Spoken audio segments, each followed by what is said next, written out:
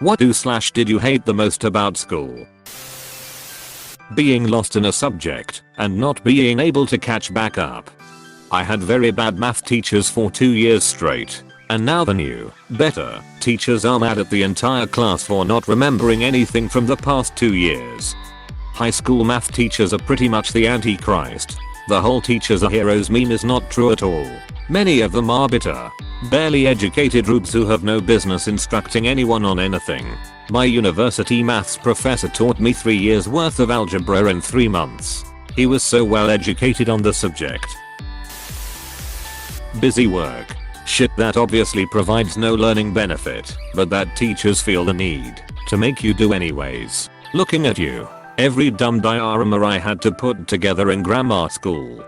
Ugh, the busy work. My school has this bullshit called brain breakfast, which is just work you have to do during breakfast, aka right when we get in, to prepare us for class. Even though they just don't want us to talk. How about no? What even is the logic? Do you wake up and start doing taxes as you drink your morning coffee? Sirs and or madam, I mean. I know some do. But personally I wouldn't call that healthy behavior. The other students. School is probably where a lot of my spiteful attitude stems from. It's where I got my cynicism from. The fact that decades after graduation, I still have nightmares that I'm taking a test and don't know the answers. I love that bit in Avatar, The Last Airbender, and I'm wearing pants. Edit. Thanks for the hug. /u/power off Moses. I was pretty sad after my first girlfriend turned into the moon. No file or doze. You're not wearing pants. Being graded on coming up with questions to ask other people during a timed group presentation. My school called it a Socratic seminar, but IDK if other schools did it too. I totally figured this one out. My presentation had to last X minutes, but there would be Y minutes for questions at the end. My grade would be affected by the quality of questions and answers. So I would write 5 note cards with questions and give them to 5 students carefully chosen to be spaced around the room. And people I didn't normally speak with. And of course I would have prepared those answers in advance. Everyone wins. My HS class would never get together like this. But we do this in my class in the university. When the teacher says you couldn't go to the bathroom because be reacti me was 5 minutes ago. For literally any grade. It doesn't make sense, especially with younger grades. When a 6-year-old says they need to go to the bathroom, it's not a question. It's a warning. In kindergarten, we went outside to play, but I suddenly had to go to the bathroom. When I asked the teacher to open the door so I can go, she said, "You should have gone when we were inside." But me's, I didn't have to go then. Well, you can wait till you get home. It was the end of the day, so I tried waiting, but I couldn't. And that's the story of the one and only time I shit my pants in school. Please tell me the teacher faced some repercussions. The rigidity of my high school. There was no allowances made on the rules, even if the situation was out of our control. An example, one year there was widespread bus strikes, making taking public transport almost impossible. Majority of the students, including me, relied on getting a bus to school. In assembly, the principal announced that, while they were informed of the strike, any student that was late to school would be punished. We brought it up with our form organizers, and they just shrugged and said to make a plan. Not everyone had parents that could take them to school in the mornings, or pick them up, or have the resources to afford a carpool transport system. Other situations were numerous, wearing the wrong color hair tie, rolling up our jersey sleeves, backpacks weren't navy blue, nitpicking on the smallest things, and then saying it would prepare us for life. The problem with buses will probably come up at my school in Britain after the pandemic, because they haven't put on any more buses. When teachers punish a whole class because of the actions of one/a few students, just because the class idiot can't behave, it does not mean I should miss my break. One time in 4th grade, the boys and girls got into a fight, verbal, but it caught attention. I was out sick that day, and next day I find out that we won't get to go out for lunch for a week.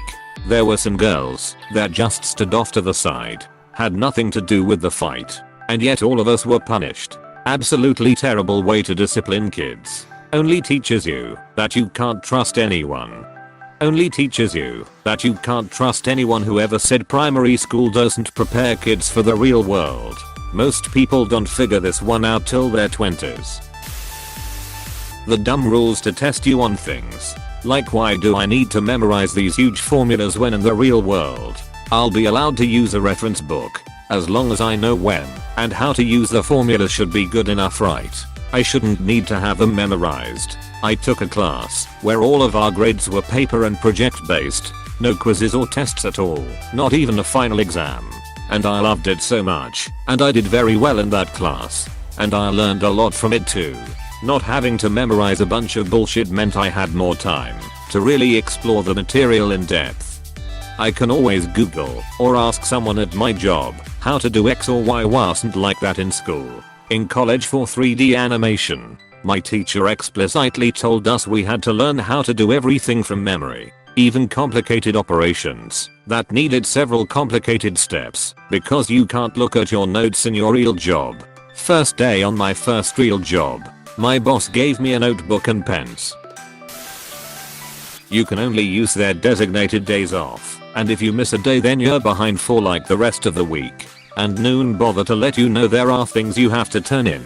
Yup, I have had teachers who say it's your responsibility to figure out what you missed and get it from someone else. Not everyone takes notes the same way, and they don't always remember / have the work that you missed. And then you have to not only do work for that day, but you also have to make up what you missed over the absent period, putting you farther and farther behind. The bullying by both other kids, but also the teachers. One of my teachers ended up basically blackmailing me. Can we have a story with a teacher? You can leave out what you don't want to share. It's probably not the way you think it is. But my class teacher used to hate me, just as she hated my father when he went to the same school. It's maybe a bit complicated, but in Germany, after your first 4 years you will get sent to different schools depending on your grades. And I got sent to the highest, gymnasium. I wasn't really a good student, mostly because I was a lazy duck.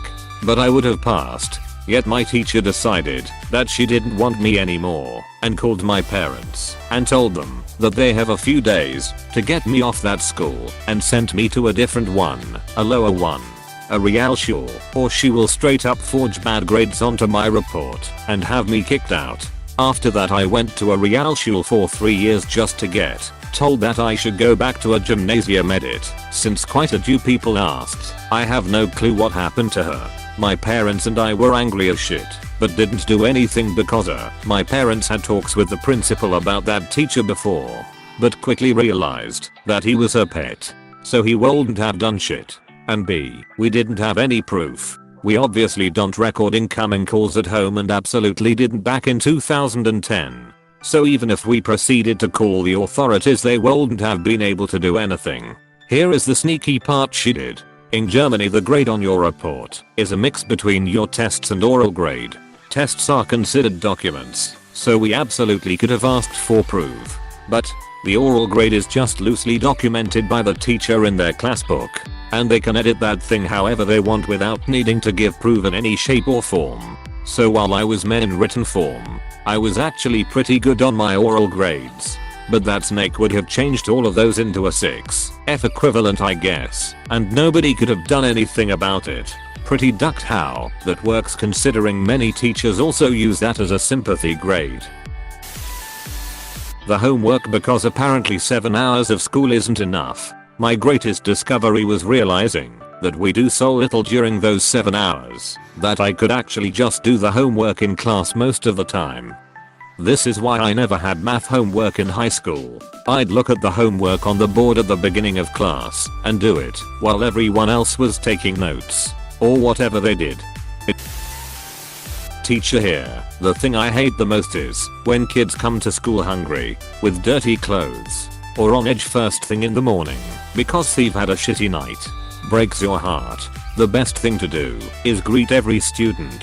Treat them with kindness, but not pity, and keep a good stash of healthy snacks in your classroom.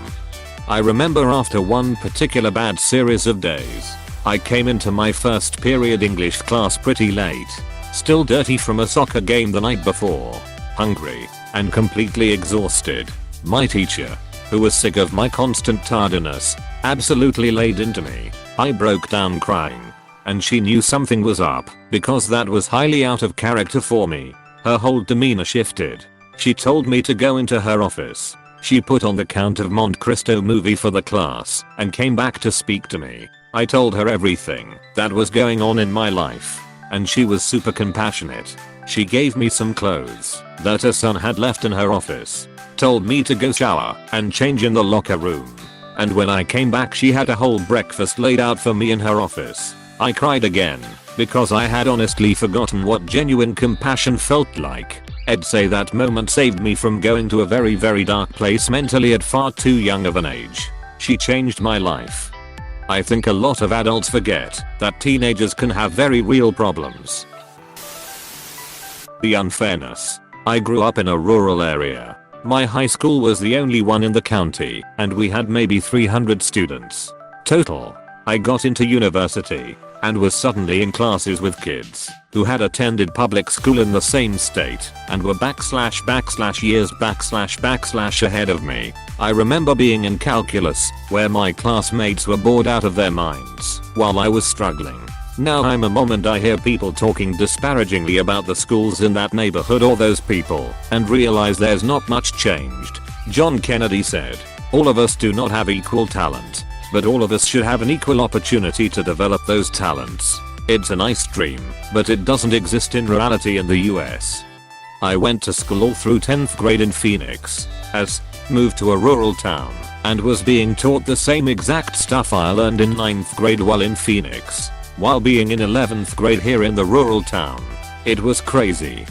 Unfortunately, in addition to the gaps between city schools and rural schools, the differing quality of education can vary just across the same city depending on your race and whether you're rich or poor. There is no law that requires states, school districts, or even schools within districts to coordinate on quality of curriculum and teaching. In some ways that's nice, because there's flexibility in what schools can teach based on their population's needs, but typically it creates inequities like the one described here. Homework over breaks. Let people relax. Damn.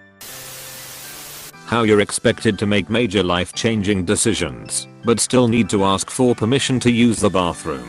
A 16-year-old is allowed to drive a car, but can't use the bathroom unless they ask. And a lot of teachers only allow you to use the bathroom 3 times per term. Going to the bathroom is a very dangerous act. I asked my teacher to use the restroom. She said no. I still got up and left to use it. A boy's gotta go when they need to go. The amount of hours I'm expected to put into it and still have time for extracurriculars and 8 hours of sleep, and the backlash I get when that didn't happen. Like, I'm sorry, it's not my fault that after 7 hours of school, all 8 of my teachers expect me to set aside an hour for their subject alone after I get home, since to each of them, no other subject is nearly as important or matters at all. But that I don't even get home until 6 PM or even 8:30 PM on certain days of the week, since I need to represent the school in academics, athletics, and the arts. And that once I do get home I have 2 dogs and 2 siblings to care for and help with their schoolwork before I can even do my own and care for my own body, before finally getting to bed and starting the day again. I apologize for finally getting to bed around 4 AM and not getting 8 hours of sleep. I've been a bit busy trying to not flunk out of high school, please my parents and colleges, and taking care of the people and pets in my life that can't take care of themselves on their own. My bad. My bad. How every pupil was treated equally pedagogically. That may seem an odd comment, but it is true. Almost every teacher always assumed that if person A understands something in the way that the teacher explained it, then everyone else must also understand it. If they don't, they are either stupid or lazy. People are different, remember things differently, may need different approaches to understand something. I respect that a teacher cannot tailor to every individual's needs, but they also did not seem to want to understand those individual differences between pupils. Frantically looks up the definition of pedagogically. Just having to wake up early, to be honest. Even made worse when the hardest class of the day was the first class of the day. Made even worse when there was a test/quiz and I'm forced to think with my sleepy brain. Seriously. I wouldn't mentally wake up until at least 11:00 a.m. This method of waking up early has undoubtedly decided some life pathways.